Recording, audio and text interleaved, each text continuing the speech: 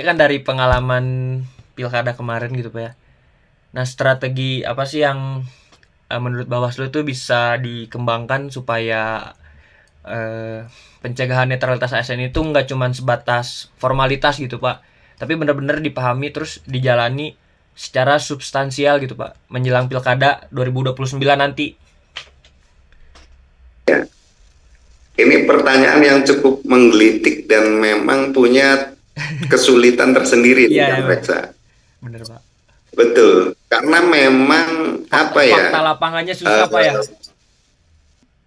betul itu memang tidak bisa hanya mengandalkan satu pihak saja. Betul. Misalkan dalam hal ini bahwa Bawaslu dalam satu pihak sebagai lembaga pengawas pemilu itu tidak bisa hanya mengandalkan Bawaslu saja yang kemudian mengupayakan untuk pilkada ke depan tidak terjadi lagi netralitas ASN. Tapi memang ini butuh kerjasama secara kolektif, butuh kerjasama semua pihak, semua lapisan masyarakat bahkan. Iya.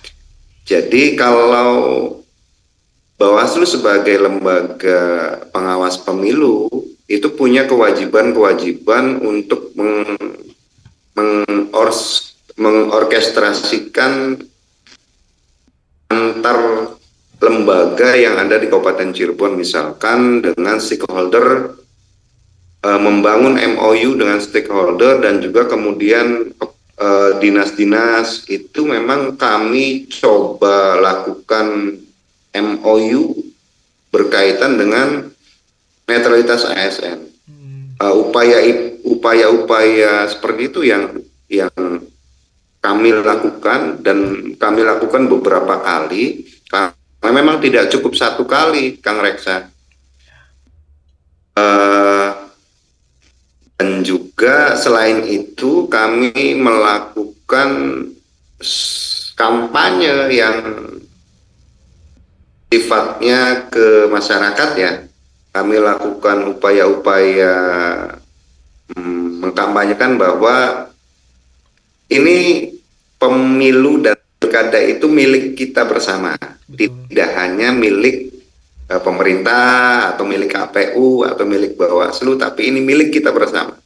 Hmm, Dan kemudian eh, warga masyarakat kita ajak untuk ikut berpartisipasi melakukan pengawasan secara partisipatif lah ya. Artinya ada pengawasan partisipatif yang dilakukan oleh masyarakat. Nah, sasaran sasaran pengawasan itu siapa saja ya, objek pengawasannya gitu loh. ya Pak.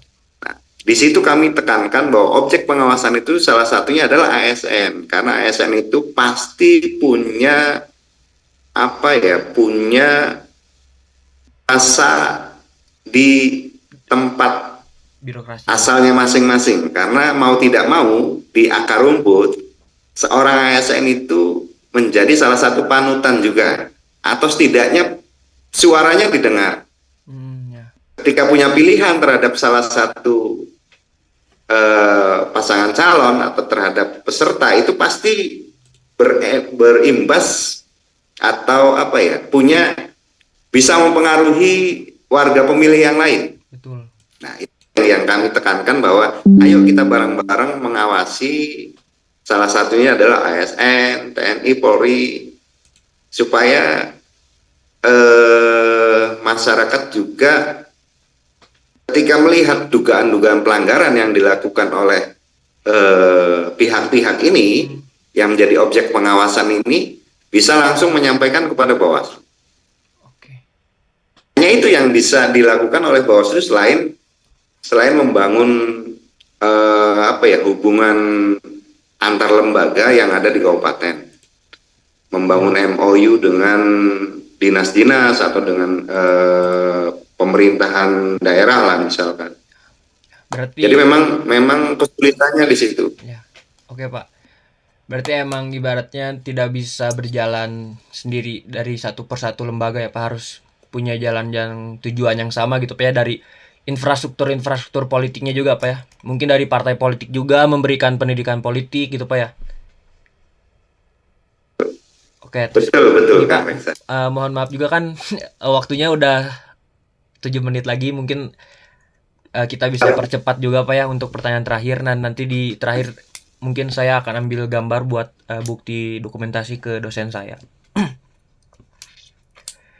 Terus pertanyaan terakhir kan, kalau pelanggaran semacam ini tuh misalnya terus terjadi nih Pak, kan tentu bisa dampaknya tuh ke kepercayaan publik gitu Pak ya terhadap birokrasi di Indonesia. Nah, menurut Bawaslu dari divisi Bapak juga, bagaimana sih, apakah ada dampak jangka panjangnya terhadap eh, profesional ASN ini gitu Pak, dan kredibilitas penyelenggara pilkada atau pemilu itu tersendiri gitu.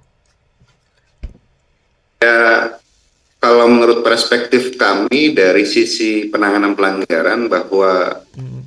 eh, netralitas ASN ini pasti punya dampak terhadap profesionalitas kerja, kemudian eh, persepsi publik terhadap birokrasi yang ada di daerah atau maupun secara nasional ketika memang dugaan pelanggaran ini apa ya, berlaku masif gitu. Ini punya dampak yang luar biasa, ketidakpercayaan publik terhadap birokrasi yang ada di kita gitu loh. Karena memang ASN ini punya kekuatan yang cukup besar untuk mendongkrak suara bagi pasangan calon tertentu ya. Dan Iya. ya seperti itulah, artinya pasti dampaknya ada, Kang Reksa. Oke. Dampaknya cukup besar bagi masyarakat ya, ini ya, ya secara apa ya, secara perspektif masyarakat akhirnya punya Penilaian. apa ya, percayanya akhirnya menurun gitu loh. Ya. Dan ini akan semakin memperburuk demokrasi yang ada di kita gitu loh. Maka kami sebagai pengawas pemilu kewajiban melakukan upaya-upaya untuk meminimalisir terjadinya hal-hal seperti itu. Makanya kami juga di non tahapan ini artinya tetap melakukan upaya-upaya turun ke masyarakat, mengajak bersosialisasi kepada masyarakat, mengajak bahwa pemilu dan pilkada itu milik kita, milik bersama, milik rakyat Indonesia. Betul. Maka tingkatkan mutunya, tingkatkan kualitasnya, jangan sampai kemudian dari pemilu ke pemilu, pilkada ke pilkada itu bobot nilainya sama, gitu. Harus lebih baik. Ya, lebih naik. Pemilu hari ini harus lebih baik dari pemilu yang kemarin. Pilkada hari ini harus lebih baik dari pilkada yang kemarin. Dan itu yang walaupun di non tahapan sekarang ya, tapi kami juga ada program untuk Sabah Desa, artinya turun ke desa-desa, mengajak baik itu stakeholder di desa ataupun masyarakat untuk bersama-sama ke depan, harapannya tidak, ya minimal bisa mengurangi Betul, Pak. itu. Betul.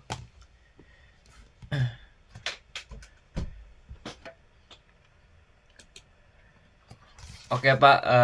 Mungkin saya terima kasih untuk pertanyaan-pertanyaan dari saya. Mungkin ada pertanyaan lain nggak dari anggota lain, Ray atau ku ini? Cukup pertanyaannya cukup ya tadi yang disampaikan oleh Kang Rudi ya cukup menggelitik Daging-daging. pertanyaan-pertanyaannya seperti itu.